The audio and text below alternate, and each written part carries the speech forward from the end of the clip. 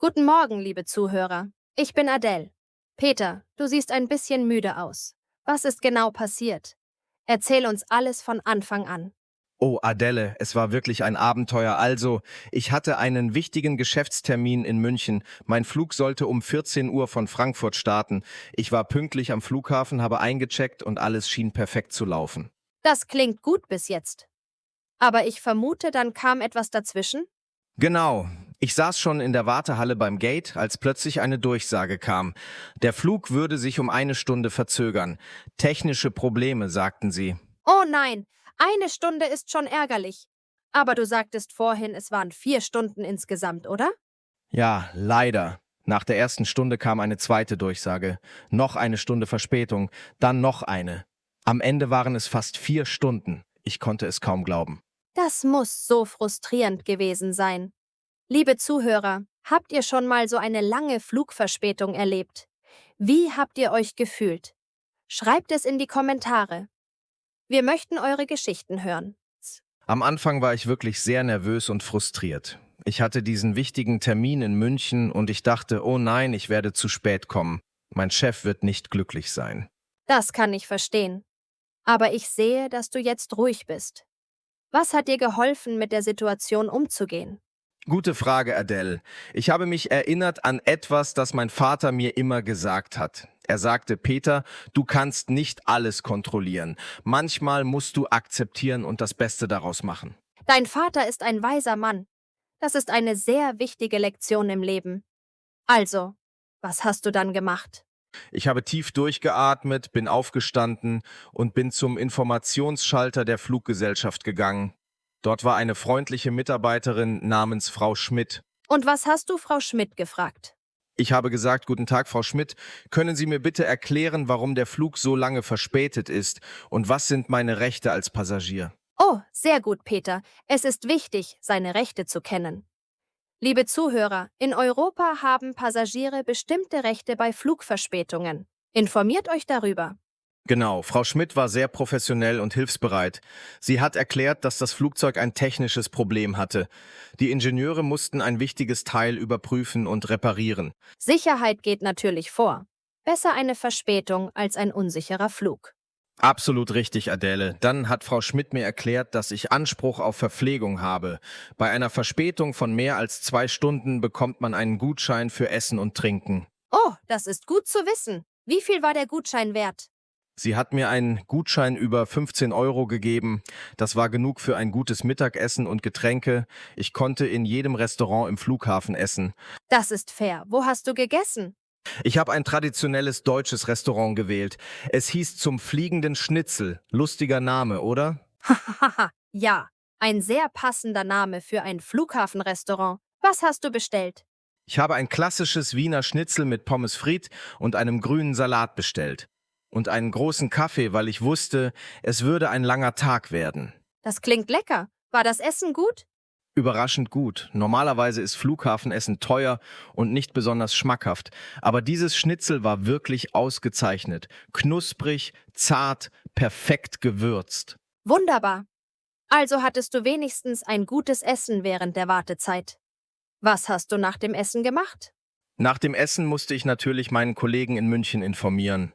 Ich habe ihn angerufen und die Situation erklärt. Ich hatte ein bisschen Angst vor seiner Reaktion. Und wie hat er reagiert? War er wütend? Nein, überhaupt nicht. Er war sehr verständnisvoll. Er sagte, Peter, das ist kein Problem. Flugverspätungen passieren.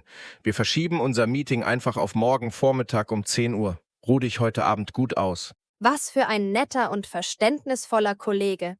Das ist nicht immer so. Du hattest Glück. Ja, ich war wirklich erleichtert. Danach hatte ich noch etwa 3 Stunden Zeit am Flughafen. Ich musste überlegen, was mache ich jetzt? 3 Stunden sind wirklich lang. Liebe Zuhörer, was würdet ihr tun? Lesen, Musik hören, arbeiten, schlafen? Schreibt uns eure Ideen für lange Wartezeiten am Flughafen. Gute Frage an unsere Zuhörer. Also, ich hatte zum Glück meinen Laptop dabei. Ich habe einen ruhigen Platz in der Nähe einer Steckdose gefunden und angefangen, E-Mails zu beantworten. Produktiv. Das ist eine gute Nutzung der Zeit. Ja, aber nach einer Stunde wurde es langweilig. Dann habe ich ein Buch aus meiner Tasche geholt. Es war ein Krimi von einem deutschen Autor. Sehr spannend. Oh, Krimis sind aufregend. Welches Buch war es?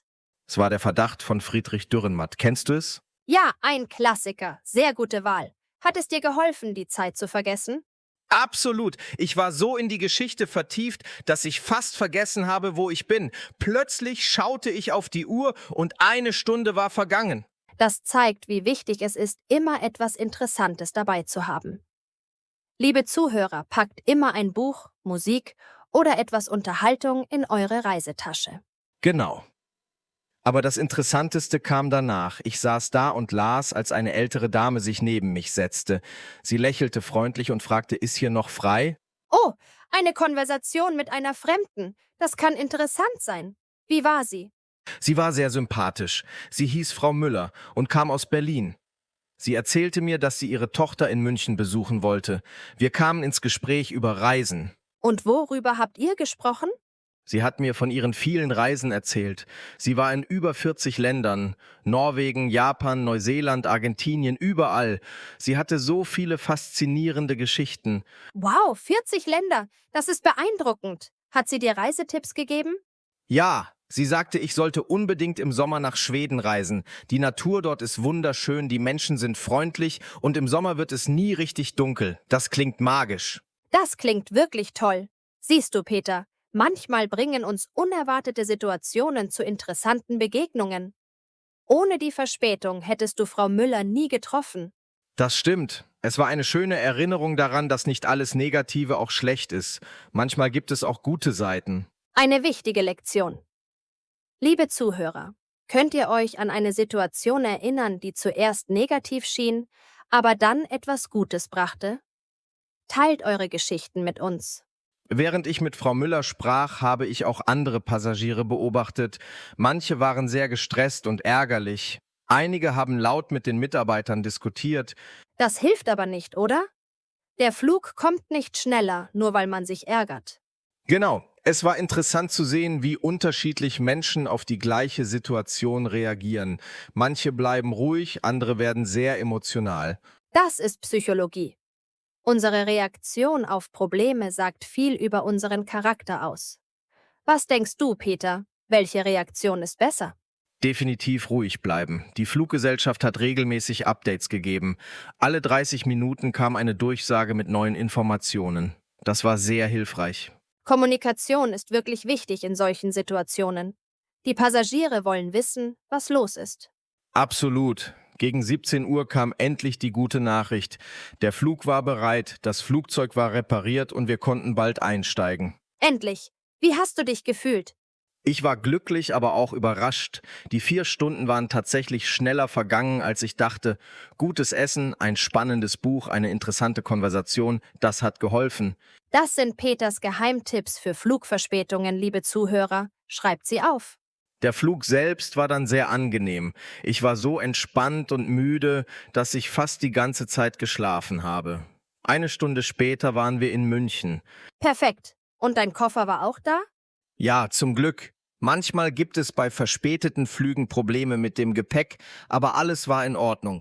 Ich habe ein Taxi genommen und bin ins Hotel gefahren. Und das Meeting am nächsten Tag? Das Meeting war ausgezeichnet. Ich war ausgeruht und gut vorbereitet. Mein Kollege und ich haben einen wichtigen Vertrag abgeschlossen. Es war ein erfolgreicher Geschäftstag. Fantastisch. Also, am Ende war alles gut, trotz der Verspätung. Was sind deine wichtigsten Tipps für unsere Zuhörer, wenn sie eine Flugverspätung haben? Ich habe 5 wichtige Tipps. Erstens, bleib ruhig und atme tief durch. Stress hilft nicht. Zweitens, informiere dich über deine Rechte. Geh zum Informationsschalter und frag nach Verpflegung oder Entschädigung. Sehr gut. Und die anderen 3?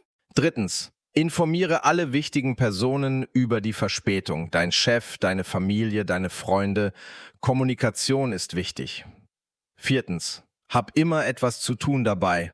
Ein Buch, Musik, Arbeit, ein Tablet. Die Zeit vergeht schneller, wenn du beschäftigt bist. Ausgezeichnet. Und der 5. Tipp? Fünftens, sei offen für neue Erfahrungen. Vielleicht triffst du interessante Menschen, wie ich Frau Müller getroffen habe, oder du entdeckst ein gutes Restaurant am Flughafen. Sieh es als eine Gelegenheit, nicht nur als ein Problem. Wunderbare Tipps, Peter.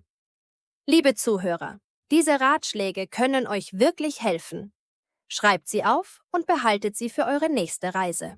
Und wenn ihr selbst Geschichten über Flugverspätungen habt, teilt sie mit uns in den Kommentaren. Wir lieben es, von euren Erfahrungen zu hören. Jede Geschichte hilft anderen Lernenden. Genau. Und vergesst nicht, unseren Kanal Wow Spoken German zu abonnieren und die Glocke zu aktivieren. Jede Woche bringen wir neue, interessante Gespräche auf Deutsch für euch. Übt weiter fleißig Deutsch, liebe Zuhörer. Jede Konversation macht euch besser und selbstbewusster. Wir glauben an euch. Bis zum nächsten Mal. Viel Erfolg beim Deutschlernen und gute Reisen. Tschüss und auf Wiedersehen.